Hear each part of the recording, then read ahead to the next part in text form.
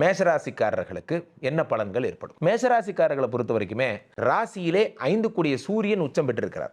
அதாவது யோகாதிபதி உச்சம் பெற்றிருக்கிறார். யோகாதிபதி உச்சம் என்பது மாபெரும் ஒரு விஷயங்கள் எல்லாம் செய்யக்கூடிய வல்லமையை கொடுக்கும். இது வரைக்கும் நான் அடையணும்னு நினைச்சிட்டு இருந்த பேஷன் ட்ரீம் அது உங்க கையில் கிடைக்கும். இந்த பேஷன் ட்ரீம் அப்படிங்கிறது நான் வந்து இப்படி ஆகணும்னு நினைக்கிறேன், என்னோட இண்டஸ்ட்ரி இப்படி கொண்டு போகணும்னு நினைக்கிறேன், என் இண்டஸ்ட்ரிக்கு இப்படி பிராண்டிங் பண்ணணும்னு நினைக்கிறேன், அதெல்லாம் உங்களுக்கு சக்ஸஸ் ஆகும். 12ஆம் வீடு என்பது என்ன? டிப்ரெஷன். 12ஆம் வீடுங்கிறது என்னன்னு பார்த்தீங்கன்னா ஒரு ஒரு குழப்பமான மனநிலை, ஸ்ட்ரெஸ், இதெல்லாம் இந்த 12. இந்த 12ஆம் வீட்டில் யார் யார் இருக்காங்கன்னு பார்த்தீங்கன்னா சூரியன் மட்டும்தான் ராசியில் இருக்கார்.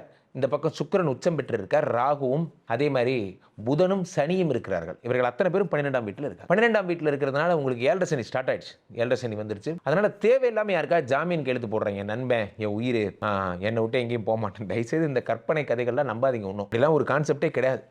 இன்றைக்கெல்லாம் நீங்கள் எந்த விதமான ஆதாரமும் இல்லாமல் யாருக்காவது பணம் கொடுத்தீங்கன்னா அதை மறந்துடுங்க, வராது. ஸோ அதனால் மேஷராசிக்காரர்கள் 7.5 சனி வந்ததுனால ரொம்ப ஜாக்கிரதையாக இருக்கணும். 12ங்கிறது நிம்மதியின்மை, உறக்கமின்மைன்னு வச்சுக்கலாம். இல்லற வாழ்க்கையில் இன்பம், அதெல்லாம் உங்களுக்கு மிக மகிழ்ச்சிகரமான ஒரு விஷயமாக சுக்கிரனும் ராகுவும் உச்சம் பெறுவதால் ரொம்ப ஹாப்பியாக இருக்க போகிறீங்க. 2 பேரும் சேர்ந்து இப்போ தான் ஃபஸ்ட்லேருந்து எல்லா கோட்டையும் அடிச்சுட்டு ஃபஸ்ட்லேருந்து லவ் பண்ணுவீங்க.